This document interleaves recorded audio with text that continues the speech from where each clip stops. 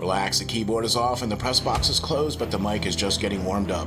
Welcome to the Hockey Writers Ink, the show where the writer is fresh off the presses and the ink is not dry. Join your host, Lance Green, the guardian of the blue paint turned writer, and co-host SteelFlyers, as we bring you all the latest on the Philadelphia Flyers.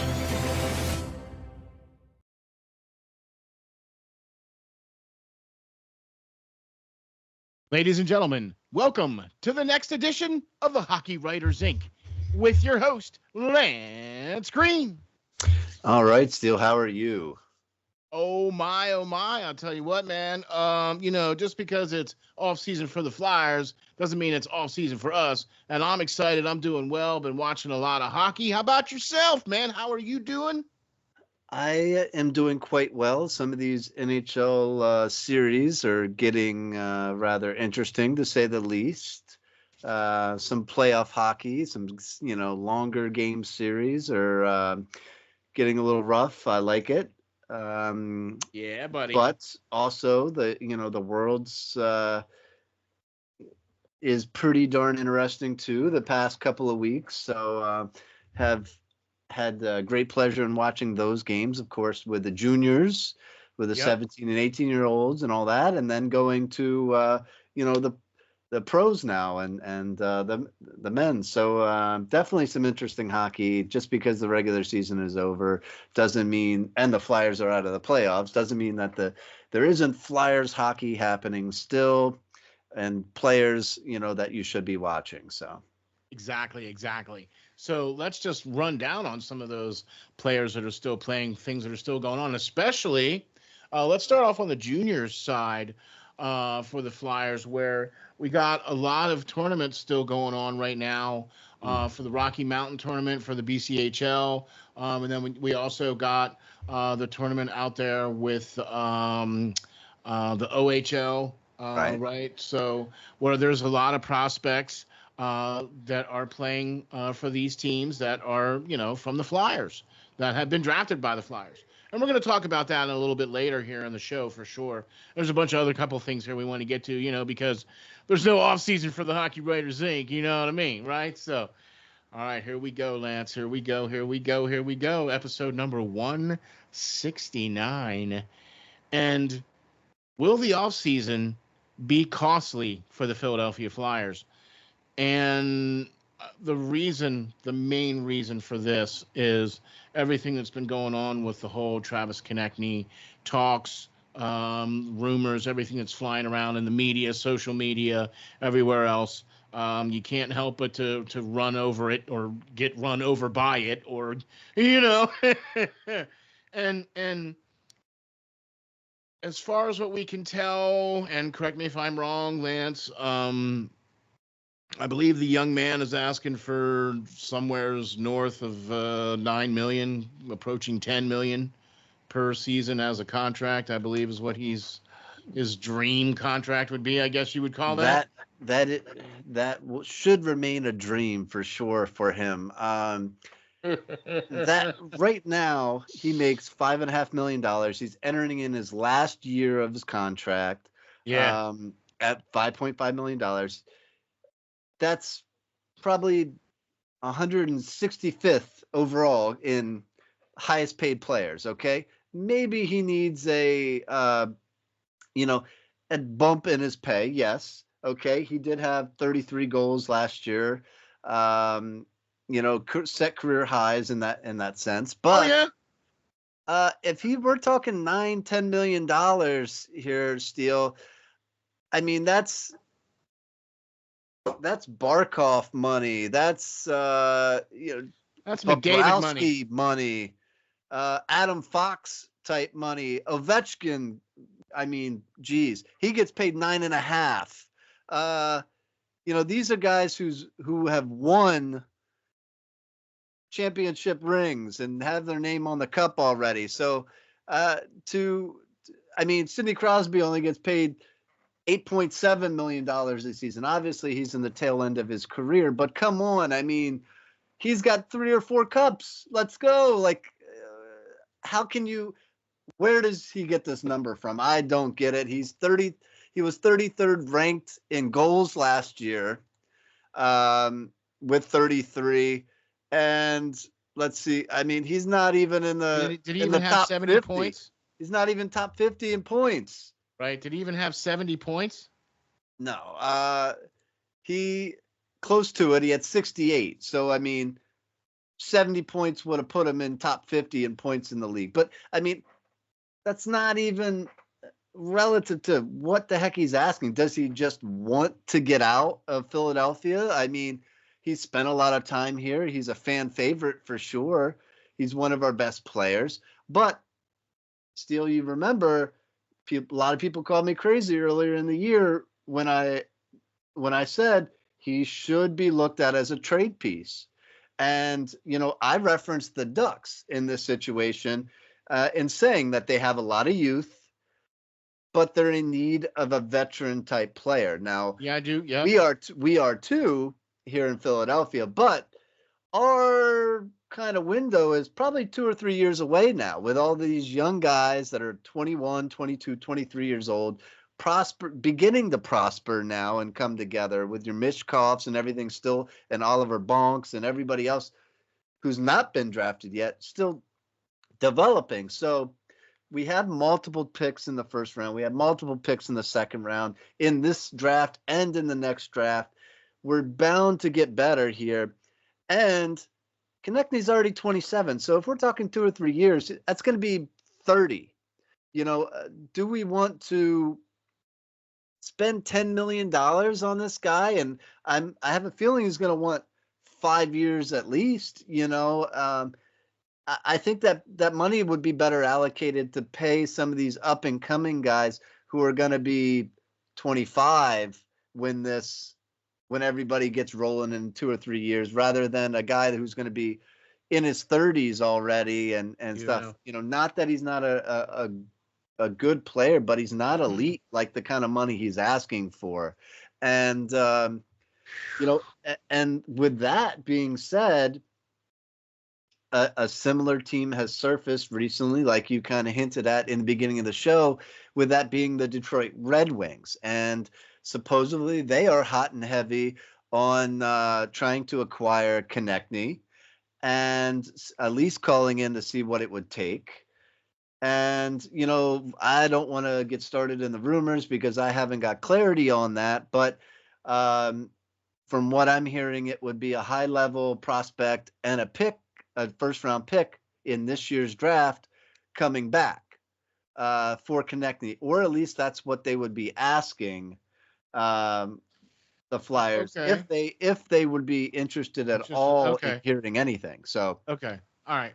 So let's first of all, in my notes, I wrote, and I'm not kidding, TK wants 10 million, parentheses, stop laughing. Okay, because as far as I'm concerned, you're making $5.5 million this year. You, for the first time in your career, scored over 30 goals for a season.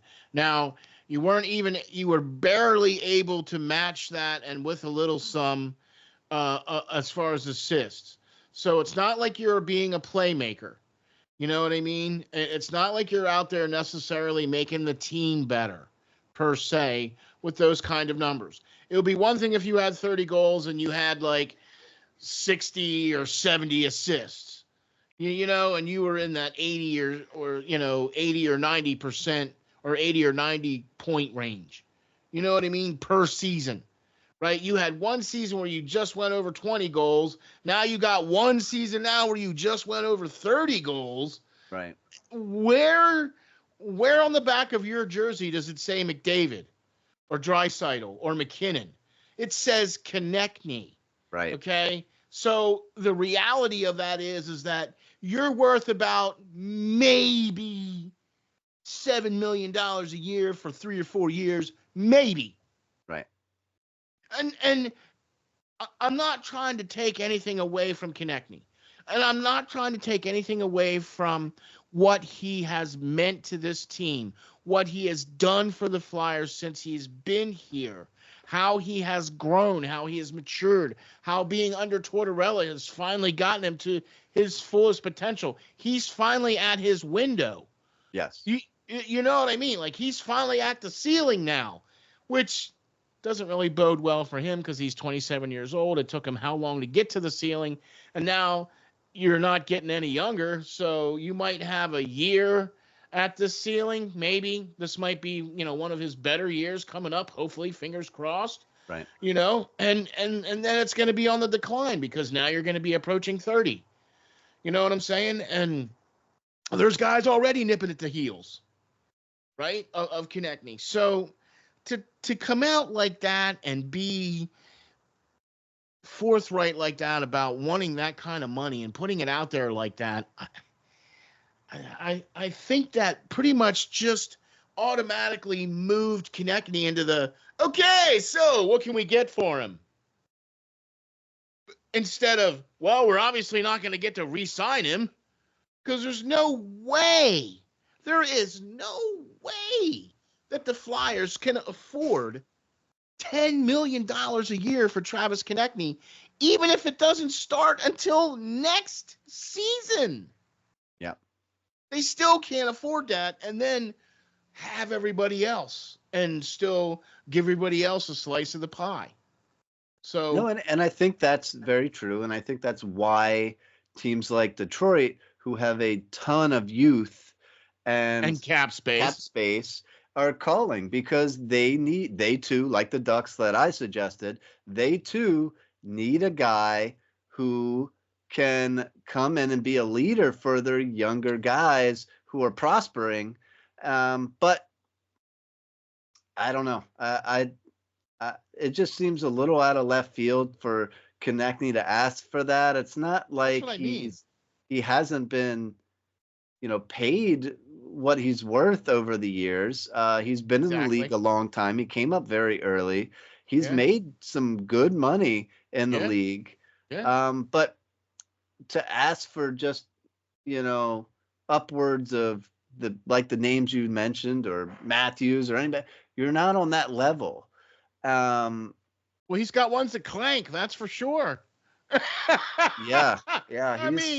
He's got some stones for sure to ask for that type of number. Or he may just, want a better situation, being that he's heading towards, 30, and the team isn't going to be there legitly to compete for a cup for the next couple of years. He may do this to kind of get pushed out the door to a better situation and, go from there. But it's going to be tough to move him, saying the same things. Other teams know that we're not going to be able to pay what he's asked, and to get what he's worth, he's got 1 year left on his deal.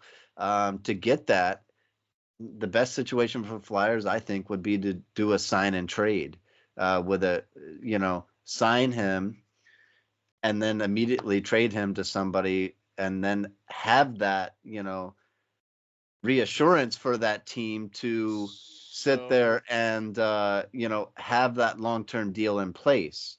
Let Nick Konechny and his staff negotiate that contract with the new team who's we're talking to or whatever, and then go that route, rather than having him play one season for them and lose him, and us not get as much as we should get for him. Okay, so does that make sense?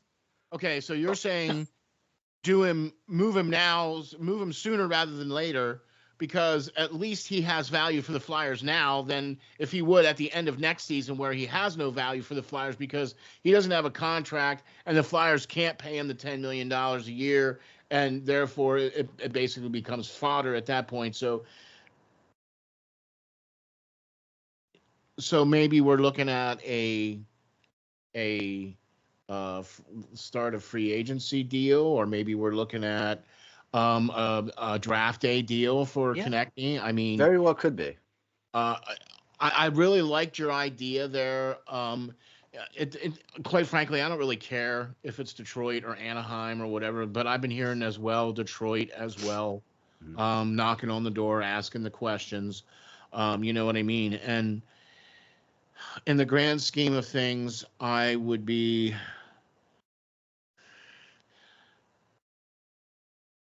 It would have to depend on what's going to come back. like you said, it would have to at least be a first-round draft pick sooner rather than later. Yeah. You know what I mean? It would possibly be for this year. And that would give the Flyers 3 first-round draft picks this year. Yeah. Potentially, you know, multiple picks in first-round draft picks in 2025 already. Yes. Could the Flyers use him this year, this upcoming season, and then trade him at the deadline? Yes. But you have the risk of him injuring himself and then getting Not something being for able. nothing, getting nothing for him, and not being able to trade him. Or you may get a first-round pick in 2025 and all that, but it's a risk for sure. If you traded him now, the possibility of getting a prospect and a first-round pick would be pretty darn good, especially if you allowed his people, his camp, to, talk to a potential team and make a deal, contractual wise, and, have that team have the reinsurance that he's going to be there for multiple seasons and just not one and leave in free agency. So that would be the best option. I mean, Danny Briere has had some crappy hands dealt to him with the amount of bad contracts that, were left behind that he had to get rid of. And then, of course, the Cutter Gauthier thing and the Carter Hart, having to up and leave in the middle of the night and get charges put on him. And now this. So to say that Danny Briere hasn't seen some adversity in his short tenure as the Flyers GM is a bold-faced lie, because this guy has had to deal with some stuff, and this is yet the next chapter, I think, here to see what he's going to do with one of his star players that the team could very well use next season, but in the long run might be better to deal. So especially at that kind of money. Mm-hmm. If you can't afford, look, it doesn't make any sense as a financial investor to invest in a commodity that you may only get a year or two out of, if you're lucky. Whereas you could take that money that you're going to waste on somebody that you're only going to get maybe another 2-3 more years out of. Do you know what I'm saying? That you could be paying some of these other up-and-comers their, bridge deals, their first deals, their, look, Cam York's going to have to be taken care of here eventually. You know what I mean? There's other players are going to have to be taken care of as well. You know what I'm saying? Danny Briere's already kind of started by signing Ivan Fedotov and a couple other guys. You know what I mean? But this is what's going to have to be going on here, exactly with what Lance has said, that, he's been dealt some adversity and he's been dealt some very bad contracts. And I honestly think if they sign Konechny for that kind of money, somebody needs clunked on the head. And I think not only that kind of money, I think he's going to want more years than the Flyers are willing to shell out, because they have seen, the problems of signing some guys to some very long deals, over the course of, the past bunch of seasons. And, look where we traded for Ryan Ellis, and we're still having to deal with all that. Of course, the dead cap of Brizgalov, and having to get rid of that contract and pay for him to not play for the Flyers so much money for such a long period of time. So yeah, and having to retain salary in Kevin Hayes as well, just some bad contracts that we've really had to eat. And the Flyers have one of the highest dead cap markers than in all the NHL right now. So, time is of the essence to get rid of some of these bad deals so that we have cap space to make good ones in the future here. So, trading him, gaining some cap breathability, let's say, or flexibility, is going to be a good thing, I think, and it's going to allow for those guys, like you said, some of those guys where Tyson Forrester is going to probably have quite a breakout season next season, and he's going to be a restricted free agent after that. You already signed Owen Tippett back. You're going to get some money in, Cam Atkinson being a unrestricted free agent in 25, 26. The Ryan Johansson comes off the book. So we got to have a lot of money, maybe not at this offseason, but next offseason. So that's what, no. See, you made a great point, and that's the other reason why I don't feel that the Flyers would be able to sign a Konechny to that kind of a deal, because some of that dead cap space money is not going to come off the books until after next season. Right. Okay. So that's why this whole, thing about the amount of money to pay for him is that, but I think that's one of the reasons why I'm also going to agree with what you said too, is that it would be better for them to be moved now. I think we might see a draft day deal or something along those lines. You know what I mean? Or if we don't see that, then when the start of free agency starts, I think you might see something like that. Or who knows?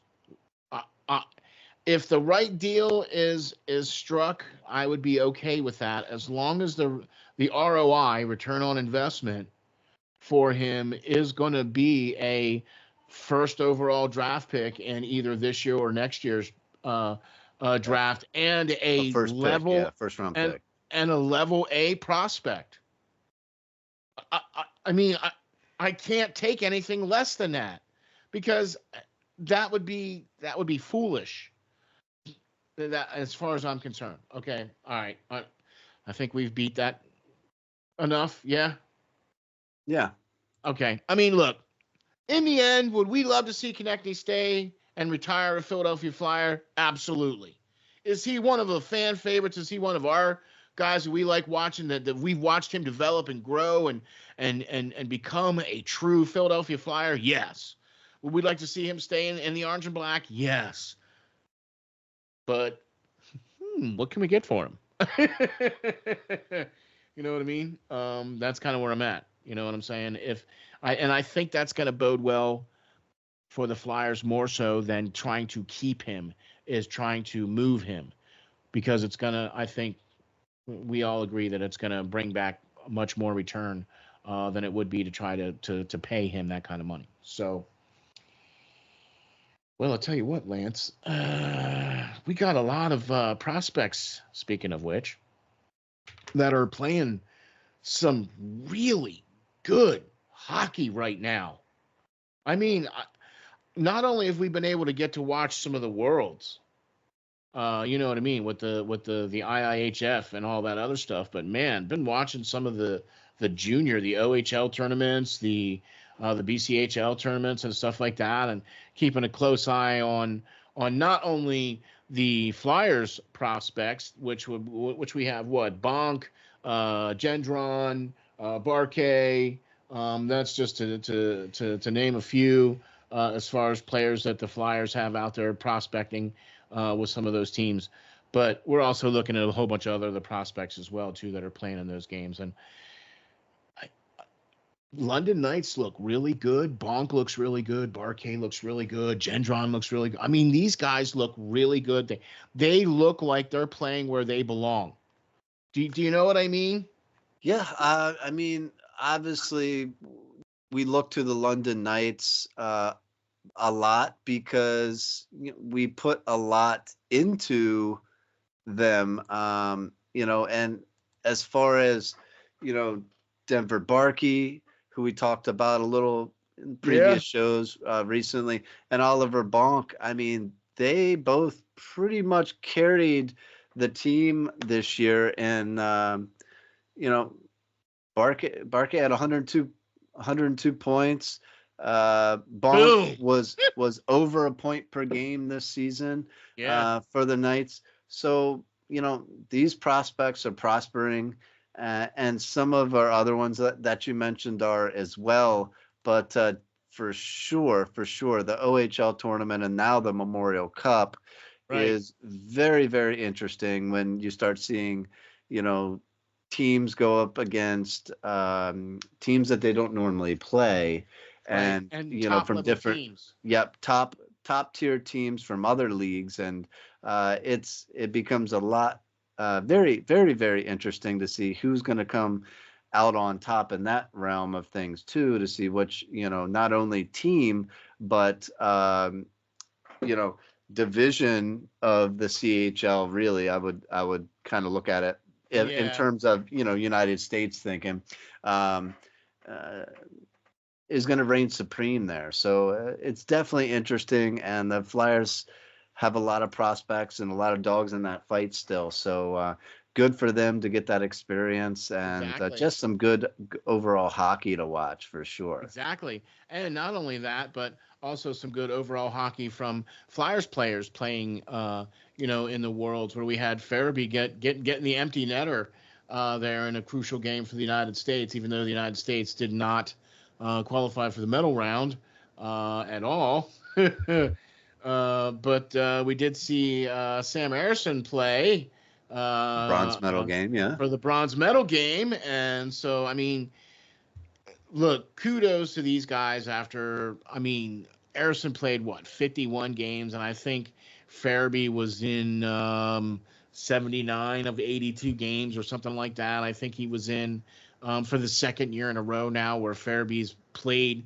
I think last year he played in every game or something crazy like that. You know what I mean? So, and the fact that they're still playing, or they were into the Worlds and everything and still trying to play hockey. And but they did really good for their respective teams, especially, congratulations to Ersson and congratulations to Joel for playing really well for their respective teams. So those are two Flyers that are, look, it's still Flyers playing, right? You got all the Flyers prospects are playing. You still got Flyers players playing at the Worlds. There's no off season here at Hockey Writers Ink.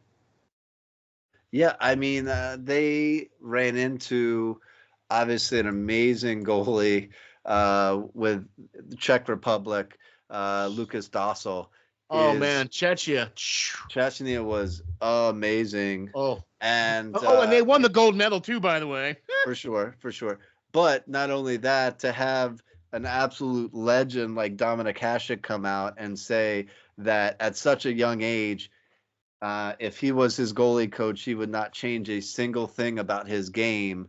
That man is an absolute legend.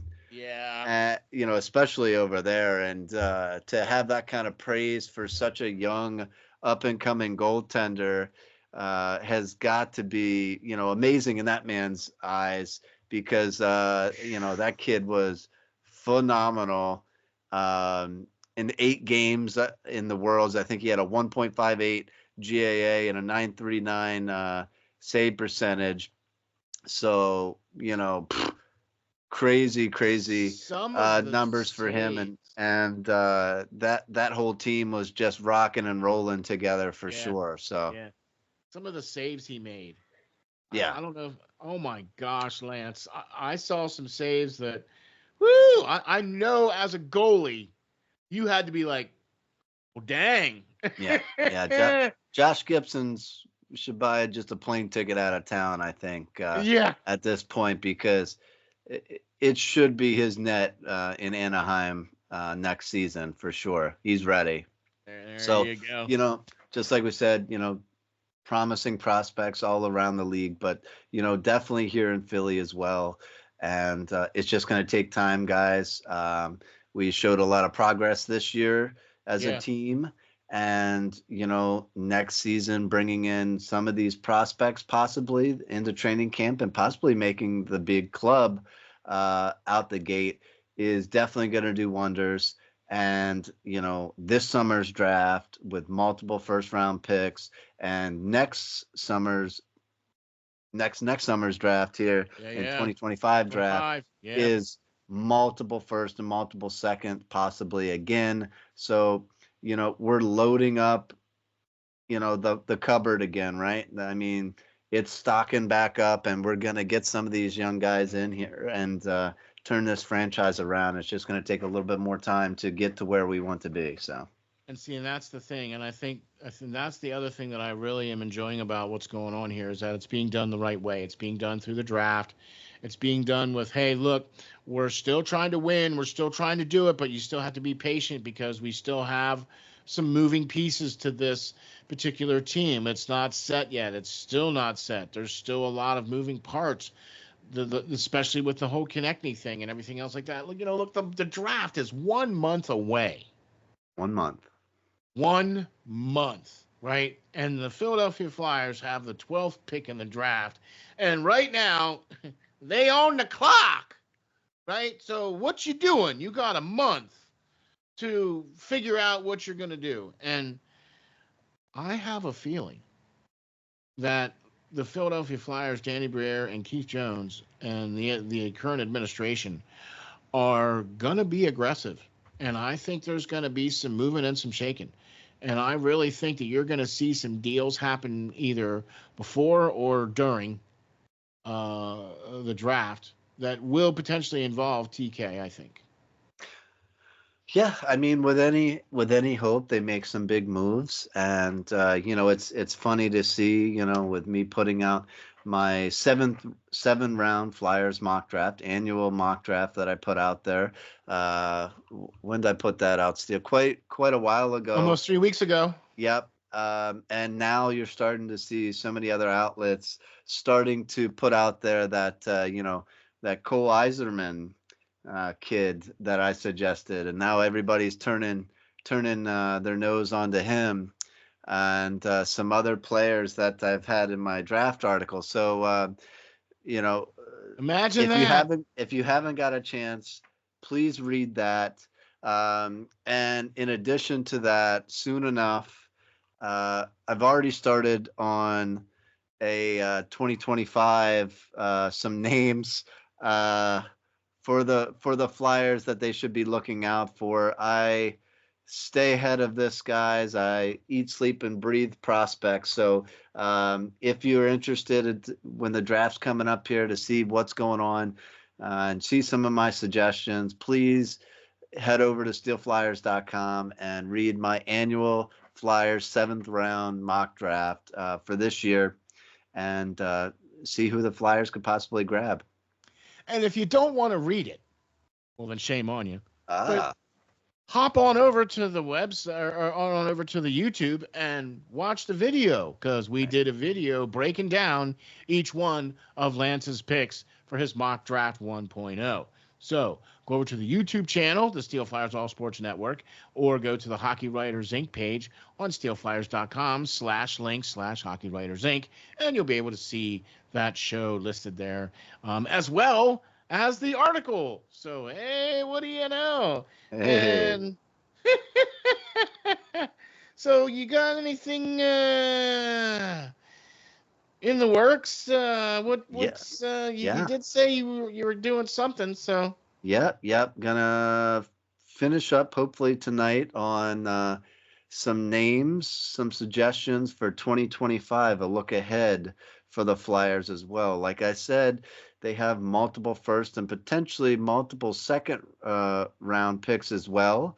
So 2, I believe they have already. Yep. I believe slated for 2025 too. 2, but the possibility of Columbus, they still have to pick whether they're going to give us their second this year or next year in 2025. Okay. And they just fired their GM and all that good stuff. So I imagine the new one coming in is going to want to use some picks there. Speaking of which, the new one is Waddle. Yes. And he was the from Carolina. From Carolina. And the guy we wanted to be the GM of the Philadelphia Flyers is now the GM of Carolina. Yes.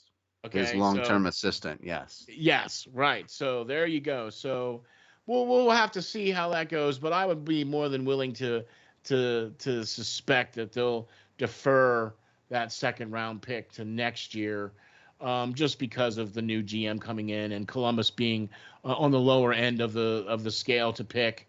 Yeah. So they're with their multiple selections that they have. So I would expect that to be 2025 pick for the Flyers. So yeah, multiple second rounds. There you go. So, well, Lance, why don't you tell the folks where we can find you and where we can get all of the great stuff from the great Lance Green? Sure. You can catch all my articles on SteelFlyers.com. You can catch all of our shows on our YouTube channel, SteelFlyers. Just type in SteelFlyers and you'll see our logo and all that good stuff.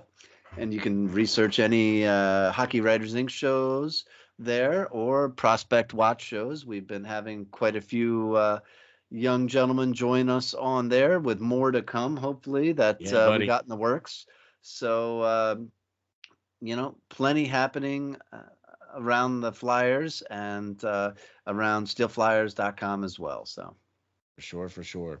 Big props, big thank you to Amfran for doing the great shorts and putting out those great little pieces that highlight kind of what we talk about in the shows, and great response for all those. So by all means, continue to check those out, continue to give them views and thumbs up and make comments as far as you want.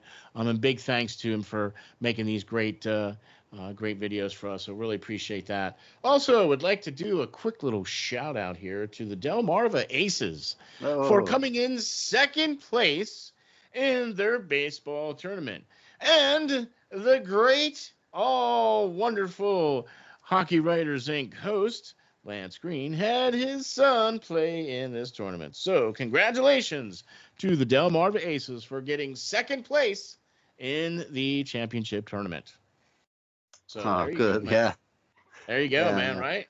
I mean, look, I get it. Second place is first losers, but look, it was a hard fought battle, right? It was a long season, and second place is nothing to sneeze at, man. You know what I'm saying? So just hang your head and be like, yep, we'll get you next year. Yeah. Travel ball, man. It's busy, but for sure, the kids love it. So Awesome sauce. So appreciate that. Also appreciate Spreaker for all of your help in getting us out to all of the podcasting platforms, where all you have to do is type in the Hockey Writers Ink, and we will come up, give us a 5-star rating, and then your show will be there ready for you whenever you would like. And whenever you get a new episode, it'll be notified. So just go to your favorite podcasting platform, type in Hockey Writers Ink, and you will find us. Also, don't forget to check us out online at the website, steelflyers.com/links/Hockey Writers Ink. Also, don't forget to check us out on YouTube and all of the Facebook groups. Holy smackers. Don't forget about those Facebook groups.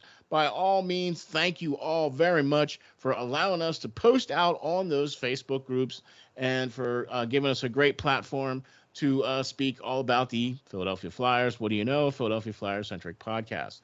Also appreciate Lenny Redcoles for giving us exclusive permissions to use his photographs and his images in our shows and in our articles. Big thank you to the main man, the greatest of all time, Mr. Lenny Redcoles. Thank you very much for all of your great exclusive photos and wonderful images. So thank you very much for that. I'm your co-host, Ron SteelFlyers, and we will catch you all on the next episode of the Hockey Writers Ink.